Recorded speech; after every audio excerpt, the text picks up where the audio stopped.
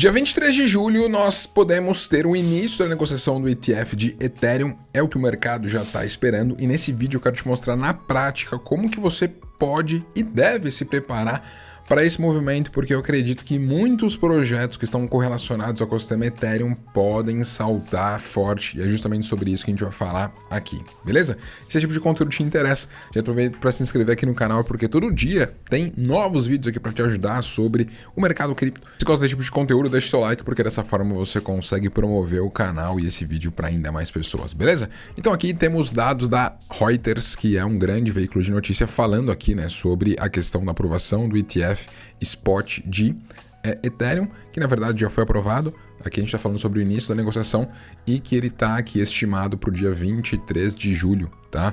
Então tem ali uma fonte da indústria que é o Eric, o analista da Bloomberg, que ele acredita que vai começar a negociação no dia 23, tá? Na própria Infomoney aqui, né, veio notícias de que o Ethereum engrenou e supera alto do Bitcoin após suposto aval para listagem de ETFs, né? Então, isso está por vir, mas para mim a informação mais relevante é essa aqui da Reuters, que está falando ali que dia 23 de julho vai começar a negociação do ETF de Ethereum, tá? Então, é super importante que você saiba como se preparar para isso e, dentre as opções, né, que nós temos no mercado, logo de cara, nós temos o próprio Ethereum. Para mim, é a segunda cripto que eu mais tenho exposição aí na minha carteira, justamente por acreditar bastante nela. E aqui nós temos alguns dados que me levam a crer que a gente está num baita momento para Ethereum, tá? Aqui nós temos, nesse gráfico da Glassnode, em preto, a evolução do preço do Ethereum desde maio de 2021 para cá. Temos aqui em azul a quantidade de Ethers que estão dentro de contratos inteligentes. E aqui nós temos em vermelho a questão da quantidade de Ethers disponível nas corretoras, né, como reservas. E aí o que dá para ver aqui? O preço do Ether evoluindo ao longo do tempo, a quantidade de Ethers dentro de contratos inteligentes aumentando e nesse momento na máxima histórica, a gente está falando aqui de praticamente 40% de todos os Ethers dentro dos contratos inteligentes, e geralmente quando os Ethers estão dentro de contratos inteligentes, os investidores não vão vender esses Ethers, né? Porque eles estão justamente pensando ali para um prazo maior, estão deixando em stake, estão usando no DeFi, estão usando como garantia, então não faz sentido eles venderem esse Ether. Então 40% praticamente, né, de todo o supply está dentro de smart contract, está dentro de stake, de contratos inteligentes. Para mim é super interessante. E aí você vê aqui, reservas nas corretoras em 10%, que é um dos menores patamares, né? É o menor patamar que a gente está vendo aqui desde 2021. 2021 a gente estava falando que as corretoras tinham ali mais de 20%, né? 22,5% está aqui, a linha era mais do que isso. A gente está falando ali de praticamente 25% de todos os Ethers estavam nas corretoras. E quando o Ether está na corretora, ele pode ser rapidamente vendido, né, pelos investidores quando tem ali algum tipo de oscilação de mercado ou algo do gênero. Agora, quando a gente tem um cenário em que essa reserva nas corretoras está no seu menor nível, a gente tem uma demanda pelo ativo que está crescendo e tende a crescer ainda mais pelo início da negociação dos ETFs. E você tem aqui essa questão da quantidade de smart contract aqui, né, de Ether e smart contract, Ethers travados num nível grande, isso para mim me chama atenção bem forte para Ether, tá? E um ponto aqui que poucas pessoas eu vejo falando, né, é a questão da atividade na Ethereum no sentido de transação por segundo, tá? Então, era um tipo de blockchain, né, a blockchain do Ethereum, que ela era muito mais complicada, né? Ela tinha menos transações por segundo ao longo do tempo. Só que agora, com as atualizações, com as melhorias, a gente está falando ali de aproximadamente 250 transações por segundo, né, dentro da rede Ethereum, dentro da rede principal. Então ela conseguiu melhorar aí com o tempo, ela está conseguindo, enfim, aumentar a sua escala, né, além das próprias soluções de segunda camada que nós temos. Então isso aqui é super interessante. E aí, o que eu fiz, né? Poxa, perguntei aqui para o ChatGPT, né? Cara, ChatGPT, quais são aqui, as 5 criptos mais beneficiadas pelo início da negociação do ETF de Ethereum? E aí ele disse aqui algumas criptos.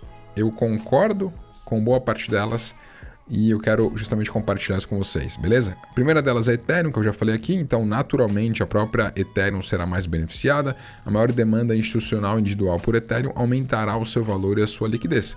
É o que a gente já viu aí com o próprio Bitcoin, tá? Tem até um bookmark que eu salvei aqui no Twitter que eu vou mostrar para vocês, que é justamente, olha só, isso daqui que nós vimos de inflows, né, nos ETFs. Dá uma olhada nisso daqui.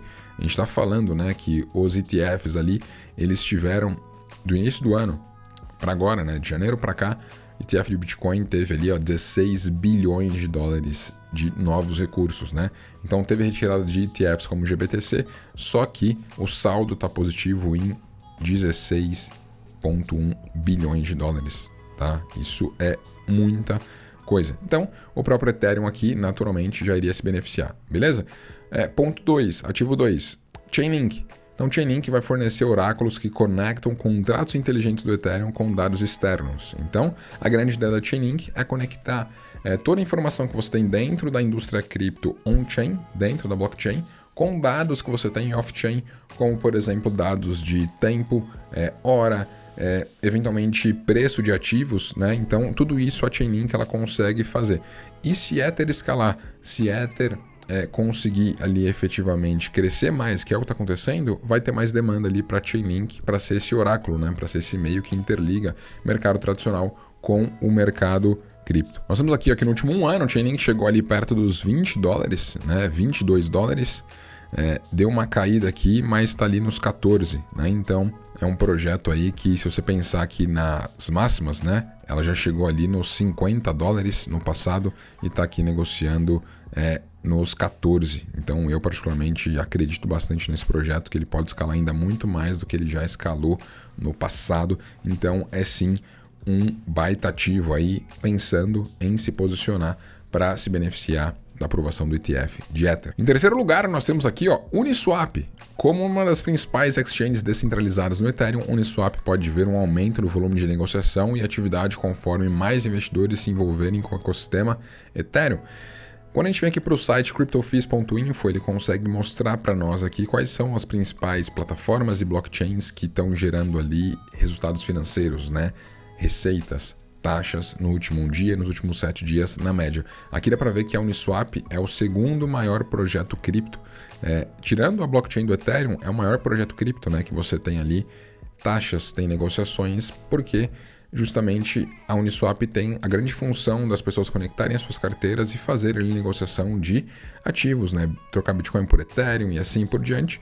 Então, se você acredita que vai ter mais negociação aí, mais demanda por Ethereum, Uniswap tende a se beneficiar bastante disso, tá? Não à toa, quando a gente olha aqui pro DeFi Llama, nós temos aqui hoje aproximadamente 97 bilhões de dólares travados dentro do DeFi, e dá para ver aqui que a Uniswap acaba sendo ali o 7º maior projeto DeFi do mundo, com 5,6 bilhões de dólares de recursos travados dentro dela, tá? Fora tudo aquilo que ela negocia todos os dias. Então, acaba sendo aí um baita player também para você conseguir aproveitar essa aprovação do ETF de Ether. Em quarto lugar, nós temos aqui a Aave, que é um dos principais protocolos de empréstimos do Ethereum. Com o aumento do uso do Ethereum, demanda por serviço financeiro como DeFi pela Aave pode aumentar.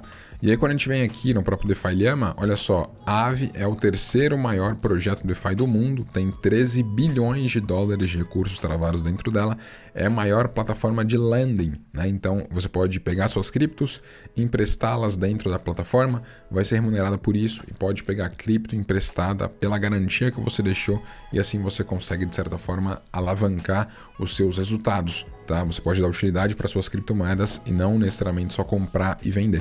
Então a Aave está super bem posicionada, ela está em 12 blockchains diferentes, mas a blockchain principal que ela está exposta é a Ethereum. Então sim, é um baita play aí, um baita projeto para você aproveitar. E aqui por último nós temos a Polygon Matic, né? Eu particularmente invisto em Matic, é uma solução de segunda camada, mas não existe só a Matic, você tem ali a Arbitrum também que consegue se beneficiar de uma escala maior do Ethereum, e eu trocaria aqui a Matic e na verdade até iria reordenar isso daqui. Deixaria Ethereum em primeiro, em segundo lugar essa cripto que eu vou compartilhar com vocês, depois em terceiro Link, depois Uniswap, depois Aave. Então, o segundo projeto que para mim, né, depois de Ethereum, o principal projeto que mais tem se beneficiado da aprovação do ETF de Ether é justamente a Lido Finance, tá? Lido Finance acaba sendo aqui o maior projeto DeFi do mundo, 33 bilhões de dólares travados dentro dele. Quando a gente olha aqui para 97 bi que tem total no DeFi hoje, a gente está falando que quase 1/3 do DeFi está dentro de Lido Finance. E o que tem dentro de Lido? Ether. Então, a grande ideia de Lido aqui é você conseguir fazer o stake de Ether, né? Se tornar um validador da rede Ethereum e receber aqui, ó, atualmente está em 3% ao ano de remuneração, tá? Para você deixar o seu Ether ali em stake. Porque se você quiser depositar os seus Ethers para se tornar um validador na rede, você tem que ter no mínimo 32 Ethers. Isso é equivalente a mais de 100 mil dólares no preço atual. Isso é equivalente em reais a mais de R$500 mil. Então é bastante dinheiro. Então, dentro da Lido, ele funciona como um fundo de investimento que ele pega Ethereum ali dos investidores e ele vai colocando como validador de 32 e 32. E aí, como que a Lido ganha dinheiro? Ela recebe 10% das taxas geradas, tá? Então, tudo isso fica com ela. Então, quanto mais ela tiver TVL, mais recurso tiver dentro dela, mais taxas ela vai gerar. E aí, quando a gente olha aqui dentro do próprio DeFi Llama, né, tem algo super interessante aqui, que eu gosto de comparar essa questão do preço do ativo aqui, ó, com o seu TVL, né, a quantidade de recursos travados dentro dele.